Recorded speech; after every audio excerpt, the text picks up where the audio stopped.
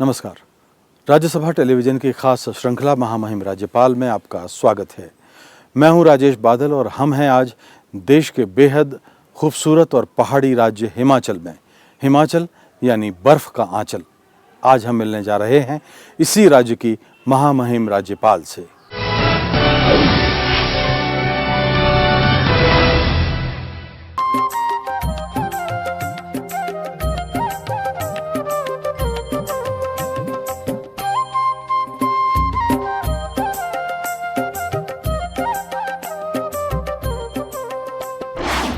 बर्फीली वादियों वाले इस खूबसूरत प्रदेश की राज्यपाल हैं उर्मिला सिंह।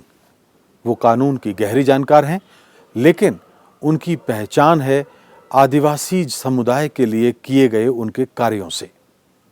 उनकी यादों का सफर शुरू होता है टाइगर स्टेट मध्य प्रदेश से।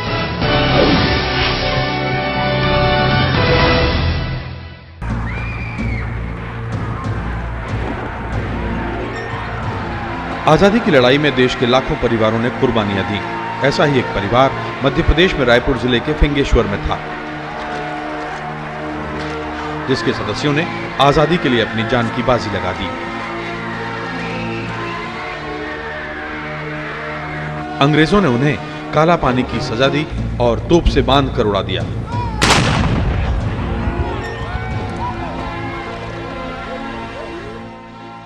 इसी परिवार में 6 अगस्त 1946 को उर्मिला सिंह का जन्म हुआ।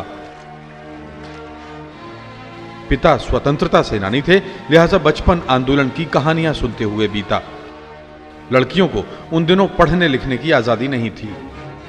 उर्मिला सिंह के पिता ने समाज के विरोध के बाद भी बेटी को पढ़ाया लिखाया। उर्मिला ने कीचड़ भरे रास्तों का सफर तय करके शुरुआती शिक्षा पूरी की। दानी स्कूल रायपुर से 11वीं पास करने के बाद ही उनकी शादी हो गई। लेकिन पढ़ने की ललक ऐसी थी कि 3 बच्चों की मां बनने के बाद कॉलेज जाना शुरू किया और बीए की पढ़ाई पूरी की।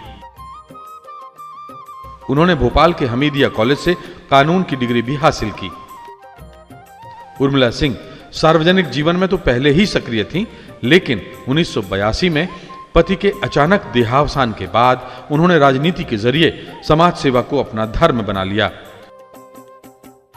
वो कांग्रेस के टिकट पर विधानसभा का चुनाव लड़ी और रिकॉर्ड मतों से जीती। अपने लंबे राजनीतिक जीवन में उर्मिला सिंह ने राज्य मंत्री, कैबिनेट मंत्री से लेकर मध्य प्रदेश कांग्रेस कमेटी की अध्यक्ष तक का सफर तय किया। राष्ट्रीय अनुसूचित जनजाति आयोग की अध्यक्ष रहते हुए उर्मिला सिंह ने आदिवासियों के कल्याण के लिए कई काम किए। 25 जनवरी 2010 को उन्होंने हिमाचल प्रदेश के राज्यपाल का पद संभाला। राज्यसभा टीवी से बातचीत में उर्मिला सिंह ने अपने जीवन के सफर को साझा किया। 1946 की मेरा जन्म है। उस समय हम लोग अपने मामा के गांव में रहा करते थे और मुझे याद है को एजुकेशन जो प्राइमरी स्कूल है, जहाँ आज अभी मेरे ब्रदर वगैरह सेटल हैं, सिवनी ज़िले में। हम लोग अपने घर से जब स्कूल जाते थे तो कीचड़ में सने हुए पैर रहते थे और बड़ी बुरी हालत होती थी। हालांकि जो हमारा गांव है वो नेशनल हाईवे जो कश्मीर से कन्याकुमारी है 7, उससे 1 फरलांग की दूरी पर है।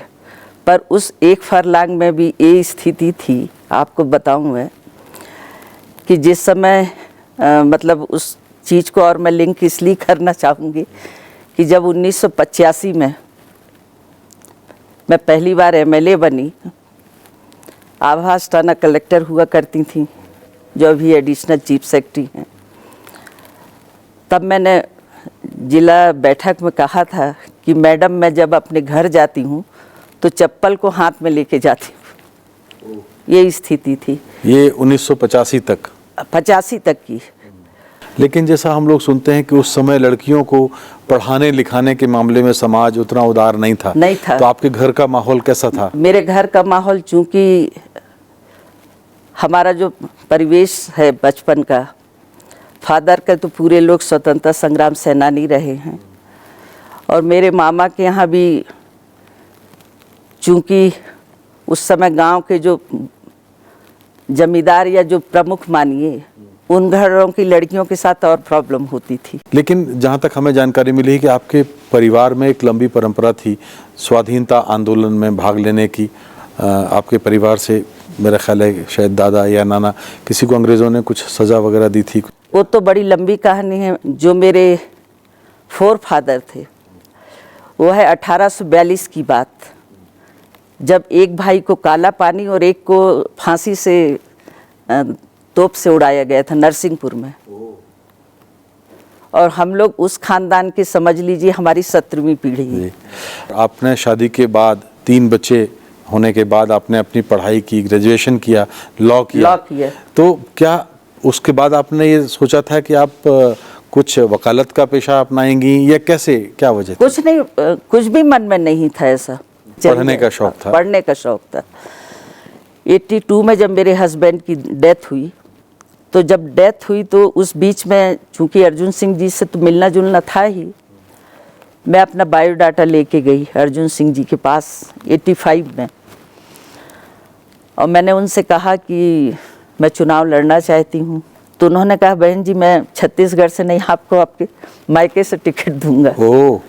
आप सोचिए कि उस समय दोनों सिटिंग एमएलए थे कांग्रेस के, पर उन्होंने मुझे घनसौर से टिकट दिया। 40% वोटिंग थी 85 में। पर्दा प्रथा था। जब हम वोट लेने जाते थे तो आपको ताज्जुब होगा कि एक आंगन में तो महिलाएं बैठी थी और दूसरे आंगन में पुरुष लोग बैठते थे। अच्छा, इतना महाकौशल था। हाँ, उस बीच से मैंने चुनाव लड़ा और हम 5 की 5 सीट जीते। ओह, अच्छा, यहाँ मैं टोकूंगा आपको। वो एक आप बता रही हैं कि उस समय पर्दा प्रथा थी, घूंघट होता था, महिलाएं अलग बैठती थीं, पुरुष अलग बैठते थे, और वो जो एक कस्बाई ग्रामीण आदिवासी अंचल था। आज बात होती है महिलाओं को कि अवसर समान देने चाहिए या मिलने चाहिए। जो अब तक का आपका अनुभव है, आपको लगता है कि महिलाओं के लिए मुश्किलें आती हैं राजनीति में, कहीं पब्लिक लाइफ में आने से? जैसा आपने कहा, महिलाओं को तो दिक्कत है, चूंकि सामाजिक बंधन इतने हैं अभी भी। आपने देखा होगा जब राजीव जी थे, महिलाओं का ये आरक्षण का चला आपके पंचायती राज में, उस समय भी हमने देखा कि महिलाओं के ऊपर प्रेशर तो बहुत रहता था। पति जा रहे हैं, पति नहीं तो उसका बेटा जा रहा है, तो इस तरह का दबाव तो है महिलाओं के साथ। फिलहाल आप राज्यपाल हैं, तो अब आपके शौक या दिलचस्पियां क्या हैं? कुछ थोड़ा सा वक्त अपने लिए आप निकाल पाती हैं तो क्या करती हैं यहाँ पर? यहाँ तो बस कुछ धार्मिक पुस्तक वगैरह पढ़ लेते हैं, कुछ सीरियल देख लिए, यही है।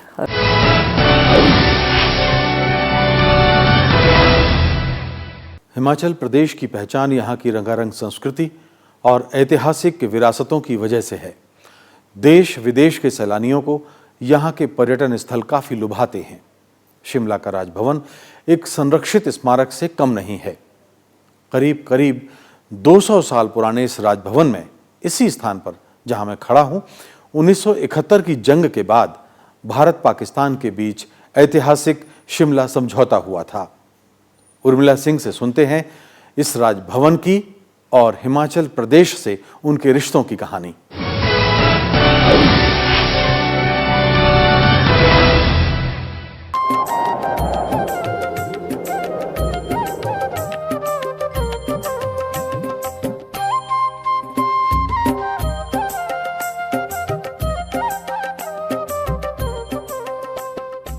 बर्फ के आंचल में पहाड़ियों के दामन में बसा है हिमाचल प्रदेश।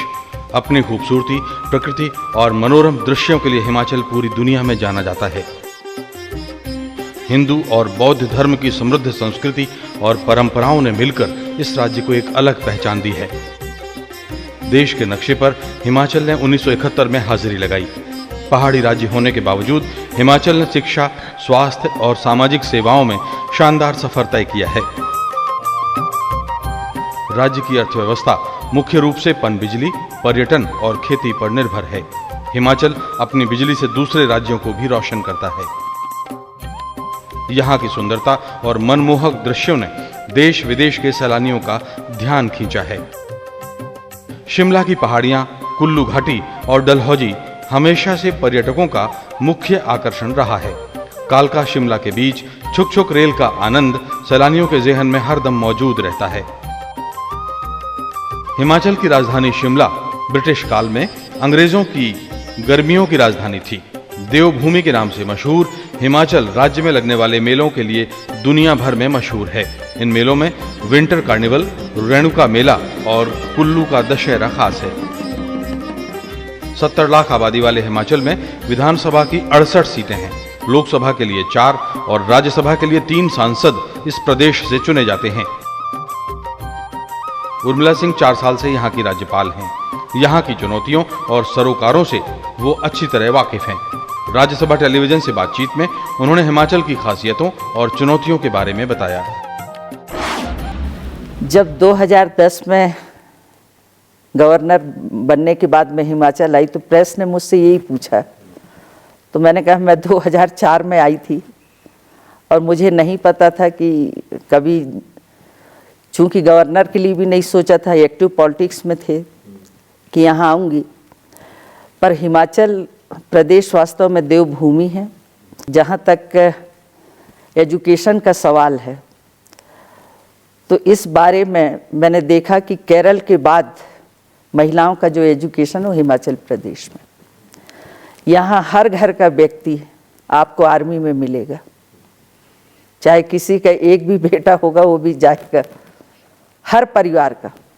ये बहुत अच्छी चीज़ है। लेकिन ये एक पहाड़ी प्रदेश भी है, भौगोलिक जो परिस्थितियां हैं वो थोड़ा सा कठिन है।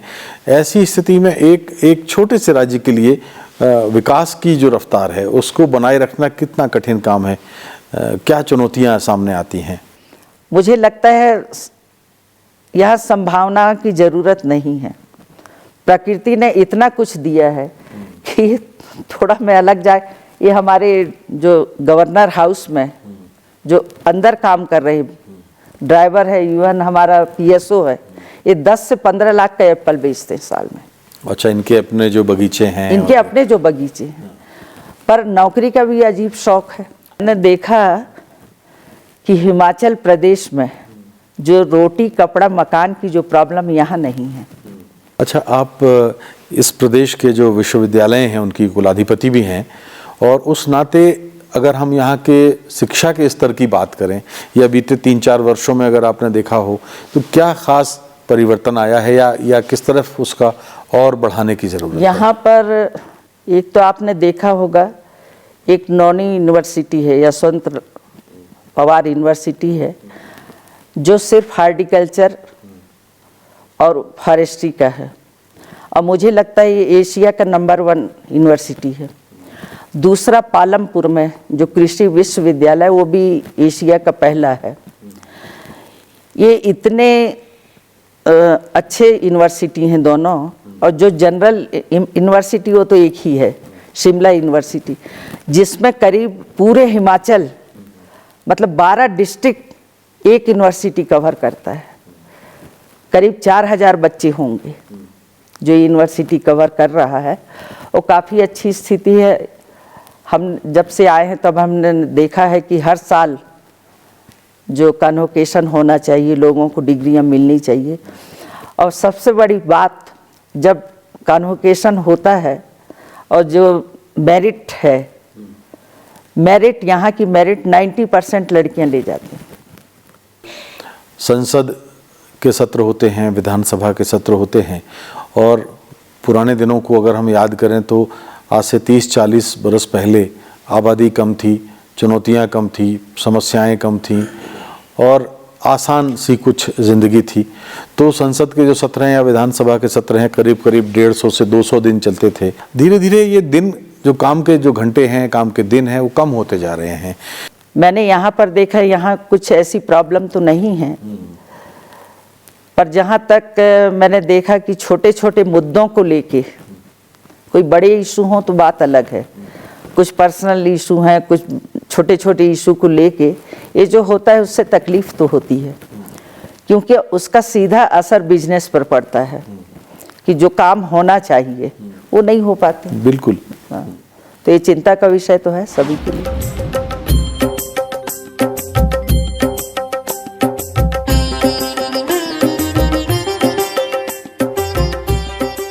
देश के सबसे पुराने राजभवनों में एक है हिमाचल का राजभवन। इसे बार्नेस कोर्ट के नाम से इसकी पहचान है। इसकी कहानी शुरू होती है करीब 200 साल पहले, जब 1832 में तत्कालीन ब्रिटिश फौज के commander in chief sir Edward baldness ने इसमें रहना शुरू किया। नियो ट्यूडर शैली के बेहतरीन नमूने बार्नेस कोर्ट के इसी हॉल में इतिहास बना जब 3 जुलाई 1972 को भारतीय प्रधानमंत्री इंदिरा गांधी और पाकिस्तान के प्रधानमंत्री जुल्फिकार अली भुट्टो ने शिमला समझौते पर हस्ताक्षर किए। वो मेज और कुर्सियां जिन पर बैठकर दोनों देशों के प्रधानमंत्रियों ने हस्ताक्षर किए थे, आज भी बड़े जतन से संभाल कर रखे गए हैं। करीब 9,500 वर्ग मीटर में फैले इस राजभवन को गोरी हुकूमत के अनेक सेनाध्यक्षों और गवर्नर्स ने अपना निवास बनाया। आजादी के बाद 1966 तक ये भवन पंजाब के राज्यपाल का ग्रीष्मकालीन आवास रहा।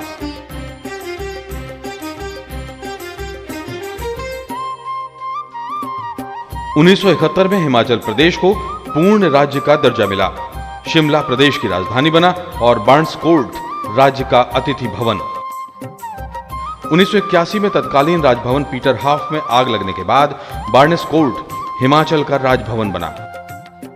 बेजोड़ स्थापत्य और गरिमापूर्ण इतिहास का गवाह बार्नेस कोर्ट हर आने जाने वाले को अपने शानदार अतीत की याद दिलाता है। अच्छा, जिस राजभवन में हम लोग बैठे हुए हैं, ये राजभवन का इसका बड़ा गौरवशाली इतिहास है। मैं ये इस राजभवन की कुछ कहानी आपके मुंह से सुनना चाहता हूँ कि यहाँ कौन कौन सी बड़ी घटनाएं, अगर आपको यहाँ तो यही है कि ये 185 साल पुराना राजभवन है। दूसरा शिमला समझौता, और उसके बाद जब मैंने ज्वाइन किया, पूरी कोशिश की है कि इस बिल्डिंग की जो आन बान शान है वो बनी रहे। ये जो इस तरह की इमारतें हैं वो अलग अलग देशों की अपनी स्थापत्य शैली है, जो बनाने की शैली है, उस पर बनाई गई हैं। तो ये जो इन सब ने मिलाकर के एक नए हिमाचल का जो रूप दिया है, उससे ऐसा लगता है कि हिमाचल की जो अपनी परंपरा है वो आगे काफ़ी जाकर के आगे समृद्ध होगी। आपको लगता है कि इस परंपरा को और आगे ले जाने की ज़रूरत है? यहाँ पर आप देखेंगे कि वास्तव में छोटा सा राज्य है, बड़ी अच्छी परंपरा है कि शिमला कैपिटल है, यहीं राजभवन है। एक माल रोड, एक रिज, उसके छोड़ तो कुछ है नहीं है। तो जितने जो लोग हैं यहाँ, हेरिटेज बिल्डिंग है, उसको भी लोग देखते हैं। उसमें एक राजभवन है जहाँ सभी लोग पसंद करते हैं। मैंने सेंट्रल गवर्नमेंट को भी लिखा अपने तरफ से आने के बाद। हाँ, एक चीज़ तो मैंने लिखा है कि जो हेरिटेज बिल्डिंग है उसका रखरखाव अगर केंद्र सरकार अपने पास ले ले तो शायद ये जो हमारी धरोहर है ये बनी रहेगी। हिमाचल के लोगों से उनके अपने राज्यपाल का जो आपस का रिश्ता है वो कैसा है? लोग आपसे मिलने आते होंगे, आप उनके दुख सुख में शामिल होती होंगी, उनकी समस्याएं वो लेके आपके पास भी आते होंगे। कैसे आप उनसे मिलती हैं? कैसे ये आपने बड़ा इंटरेस्टिंग सवाल किया। चूंकि मैं पॉलिटिकल परिवेश से आई हूँ तो मुझे नहीं लगता कि मैं यहाँ पर राज्यपाल हूँ, और चूंकि महिला एक राज्यपाल है तो जहाँ तक मैं देखती हूँ कि सम्मान में कोई कमी नहीं है किसी भी व्यक्ति की तरफ से, चाहे आम लोग हों चाहे पार्टी के लोग हों। ये मैंने फ़र्क यहाँ पर देखा है। एक बड़ा अच्छा माहौल है। दूसरा, जो गवर्नर हाउस के जो नियम हैं उसको शायद मैंने कुछ अपना ख़त्म किया है। मानवता या इंसानियत के नाते कहिए कि जो व्यक्ति जो बात लेके आता है कम से कम अपनी बात तो पूरी कहे। बिल्कुल, मेरा ये सोच है, हम उस प्रोटोकॉल में न बंधें।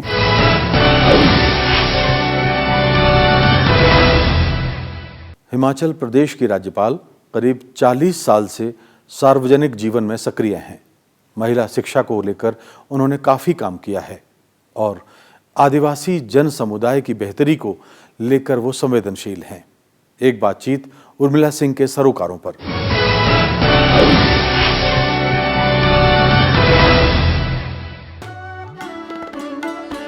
उर्मिला सिंह करीब 40 साल से सार्वजनिक जीवन में सक्रिय हैं। मध्य प्रदेश सरकार में वो अनेक महत्वपूर्ण मंत्रालयों की जिम्मेदारी संभाल चुकी हैं।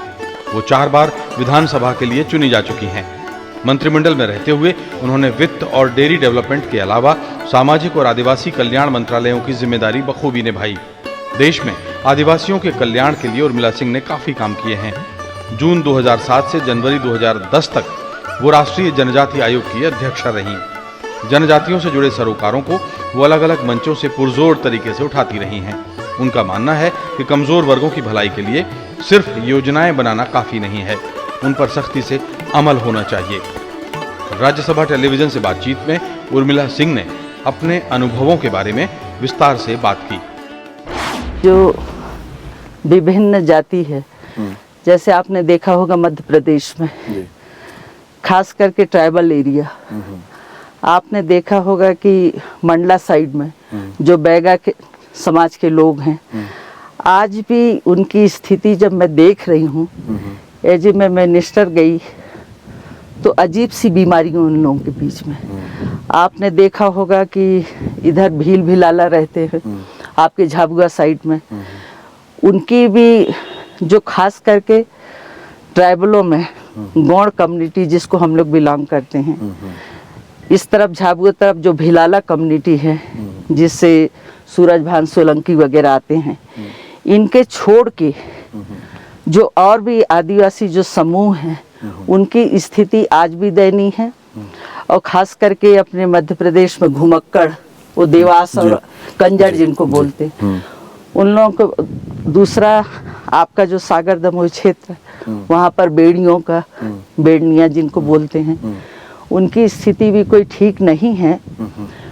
और इसीलिए मेरा कहना है कि ये जो योजनाएं लागू होती हैं गवर्नमेंट की, उससे काम नहीं बनेगा। कम से कम जब तक हम इनको रोजगार नहीं देंगे और जो उनके स्वयं के जो रोजगार है उसको हम ये करें, गवर्नमेंट अपने तरफ से ना थोपे, तब मुझे लगता है कि ज़्यादा बेटर होगा। ट्राइबल कमीशन के चेयरमैन के तौर पे आपने मध्य प्रदेश के अलावा और भी राज्यों की इस तरह की आदिवासी समूहों और जनजातियों को लेकर के अध्ययन किया होगा। आपका अनुभव क्या रहा है कि अभी बाकी राज्यों में भी अगर देखें, तुलना करें, तो क्या काम करने की ज़रूरत है? ऐसा है कि आप देखेंगे कि ट्राइबल नेशनल कमीशन में मुझे बहुत कुछ सीखने को मिला।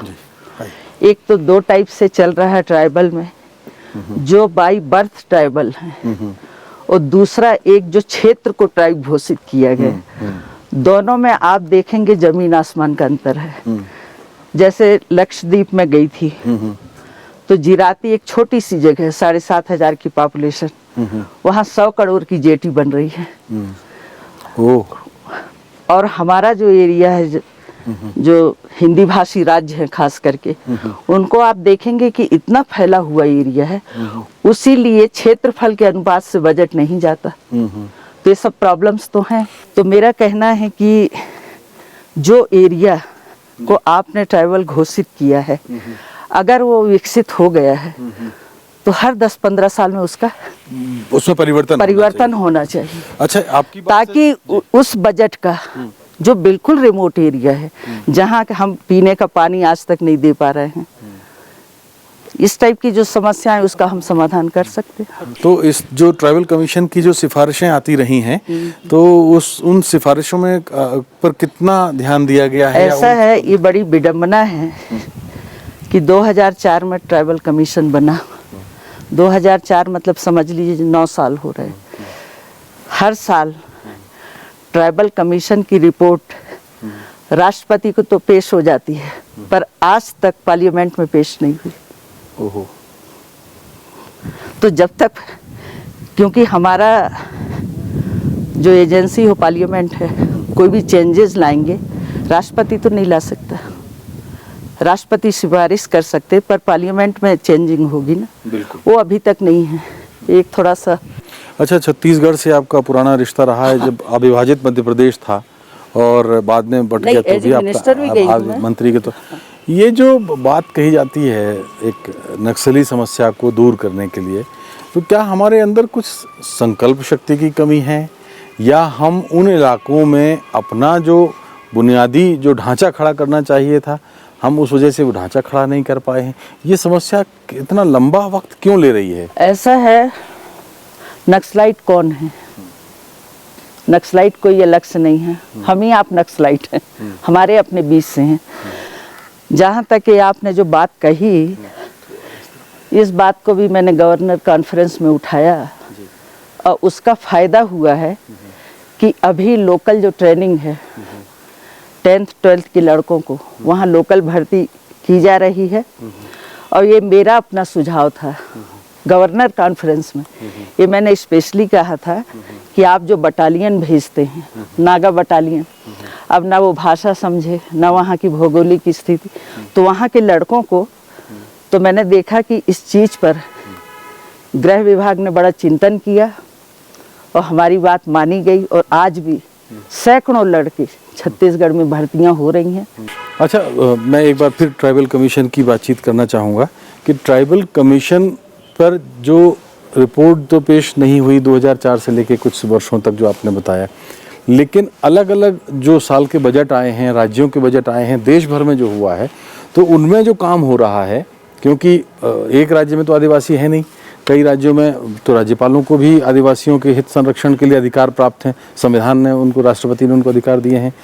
तो बाकी राज्यों में जो काम हो रहा है उनकी रफ्तार से आप नहीं, आप देखेंगे कि इसी विषय की चिंता को लेके राष्ट्रपति ने मार्गेट जी की अध्यक्षता में एक कमेटी बनाई 8 गवर्नर्स की, और 2 बैठक हमारी जयपुर में हुई इसी आदिवासियों को लेके कि आदिवासी बजट का सही हो नहीं, तो कई प्रकार के मुद्दे आए हैं। उसमें हमारे सुझाव को राष्ट्रपति जी के ध्यान में फिर हम लोग लाएंगे, ताकि हम लोगों को भी एज ए गवर्नर गवर्नमेंट के जो काम हैं उसमें हम लोगों का रोल हो सके।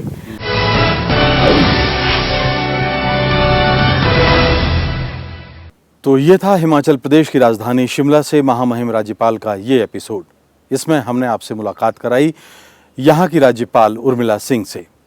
अगले एपिसोड में फिर चलेंगे किसी नए राज्य में और मिलेंगे वहाँ के महामहिम राज्यपाल से। देखते रहिए राज्यसभा टेलीविज़न।